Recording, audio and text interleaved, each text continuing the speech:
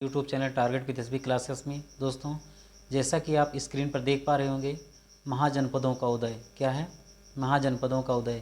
इसके पहले की टॉपिक दोस्तों हमने जो है आपके लाइव स्ट्रीम में आपका कंप्लीट करवा दिया है। ये वीडियो दोस्तों आपका SSC, railway, banking, IAS, PCS सहित सभी एग्ज़ाम के लिए काफ़ी ज़्यादा महत्वपूर्ण है, क्योंकि ये जो टॉपिक है हिस्ट्री का टॉपिक है, ये लूसेंट से दोस्तों लिया गया है ये आपका। और दोस्तों हिस्ट्री तो लगभग सभी एग्ज़ाम में पूछी जाती है, इसके बारे में आप सभी लोग भली भांति परिचित हैं। ठीक है, तो ये जो टॉपिक है दोस्तों महाजनपदों का उदय। ठीक है, प्रथम बार दोस्तों भारत में किन किन महाजनपदों का उदय हुआ था, कैसे कैसे जो है शहर और राज्य जो है निकल करके सामने आए, तो इन सब के बारे में हम विस्तृत ढंग से जानकारी प्राप्त करेंगे। वो जो पहले के महाजनपद थे उसकी राजधानी क्या थी, ये भी आपके मैच द फॉलोइंग के तहत आ जाता है मिलान करने के लिए। इसके अलावा आजकल का वो क्षेत्र जो है दोस्तों वो कहाँ पर है, क्योंकि आज का जो क्षेत्र है वो पहले के क्षेत्र के जैसा नहीं रहा, यानी कि उसमें काफ़ी ज़्यादा बदलाव आ गया है।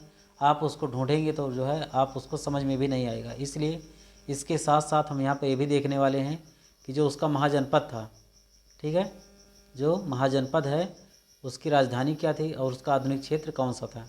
ठीक है, इन सब के बारे में जानेंगे। लेकिन ये मत सोचिए कि ये जो है सर जी यहाँ से पढ़ा रहे हैं, समझ में बुक से एग्ज़ाम में प्रश्न आता कैसे है ये मैटर करता है। पढ़ने को तो आप भी जो है बुक से पढ़ सकते हैं, ये मायने नहीं रखता। मायने ये रखता है कि अगर क्वेश्चन घुमा फिरा करके कैसे पूछा जाएगा, अगर ऐसा आ जाता है तो हम कैसे अपने आंसर को क्या करेंगे, सही करेंगे। ठीक है, इम्पॉर्टेंट ये है। ठीक है, ये भी इम्पॉर्टेंट है कि यहाँ पर किस क्वेश्चन के आने की संभावना ज़्यादा रहती है, कैसे क्वेश्चन जो है बना करके पूछ लिया जाता है। तो लास्ट तक दोस्तों ज़रूर बने रहेगा इस वीडियो को, और अधिक से अधिक लोगों को इस वीडियो को शेयर करने की भी कोशिश कीजिए जो भी कंपटीशन एग्ज़ाम की तैयारी करते हैं। ठीक है, तो आइए दोस्तों शुरू करते हैं।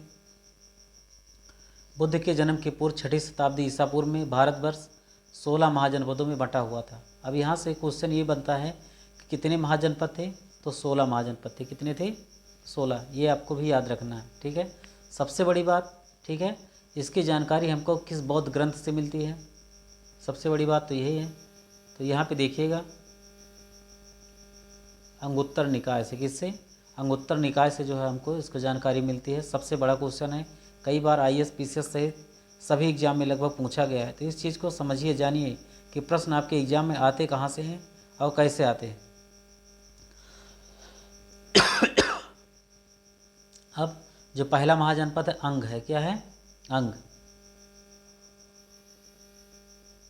ये अंग महाजनपद है दोस्तों। इसकी राजधानी क्या थी, चंपा। इसी अंग देश का राजा जो था कर्ण था। क्या था, कर्ण था, समझ में आया। और इसी को दुर्योधन ने वहाँ पर जो प्रदर्शन हुआ था, अस्त्र शस्त्र का प्रदर्शन हुआ था, ठीक है, पूरी भरी सभा में, तो वहीं पर कर्ण का जो प्रदर्शन था काफ़ी अच्छा था। यहीं से प्रभावित होकर के दुर्योधन ने उसको अंग देश का राजा बना दिया था। ठीक है, अंगराज का राजा बना दिया था। तो ये जो प्रदेश है भागलपुर में है, कहाँ पर है, भागलपुर मुंगेर में है। और इसका जो आधुनिक स्थान है ये बिहार में है। कहाँ पर है, बिहार में। इस चीज़ को यहाँ से समझिए कि इसका आधुनिक क्षेत्र कहाँ पर है, बिहार में है। ठीक है, जो यहाँ पे इम्पोर्टेंट बात है, सबसे बड़ी बात है, अंग की राजधानी क्या है, चंपा है। क्या है, चंपा।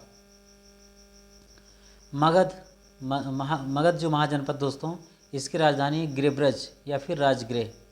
क्या है, गिरिब्रज या फिर राजगृह, दोनों आ जाता है। ठीक है, इनमें से अगर कोई भी आ जाता है तो आपको कंफ्यूज नहीं होना है। और ये पटना, गया के बिहार के आसपास के क्षेत्र में ये पड़ता है।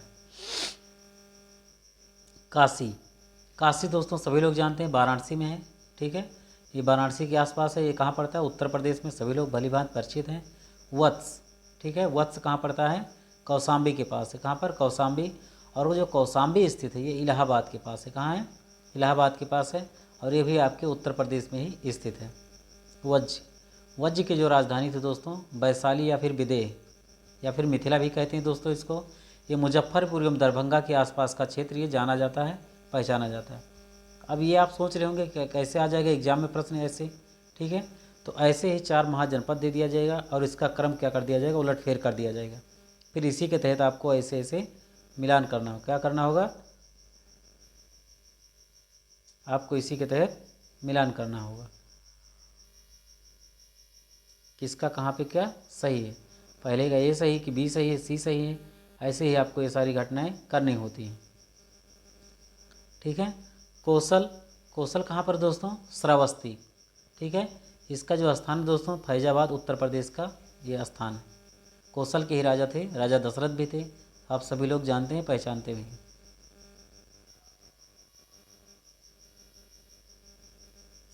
अगला जो पॉइंट है दोस्तों ये है आपका अवंती।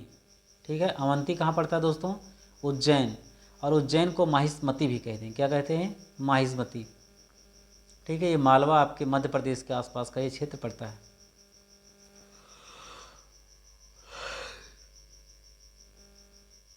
कहाँ पड़ता है, मालवा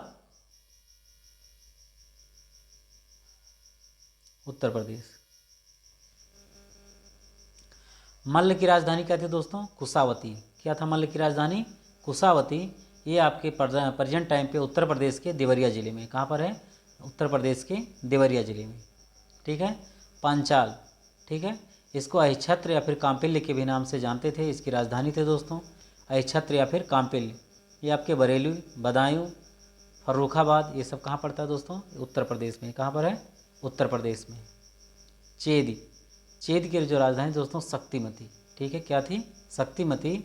बुंदेलखंड उत्तर प्रदेश के आसपास का ये क्षेत्र आपका पड़ता है। कुरु, कुरु महाजनपद की राजधानी क्या थी, इंद्रप्रस्थ। क्या थी, इंद्रप्रस्थ।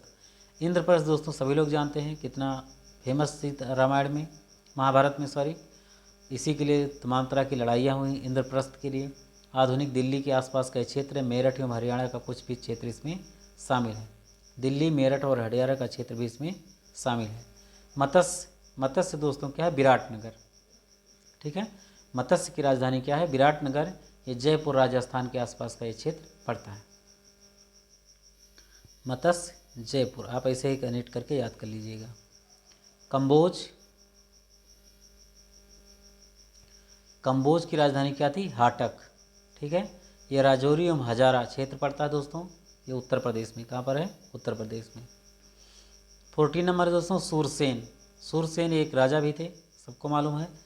ये मथुरा के राजा थे और इसकी राजधानी भी यहीं की है, तो ये मथुरा उत्तर प्रदेश में आपका यह स्थान पड़ता है। सूरसेन महाजनपद की राजधानी क्या थी, मथुरा थी।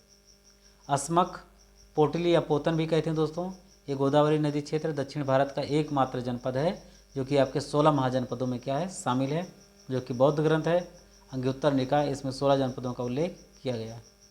गांधार, तक्षशिला, रावलपिंडी एवं पेशावर, यानी कि इस समय प्रेजेंट टाइम पे कहाँ पर है, पाकिस्तान में है। और गांधारी भी कहाँ थी, यहीं का थी।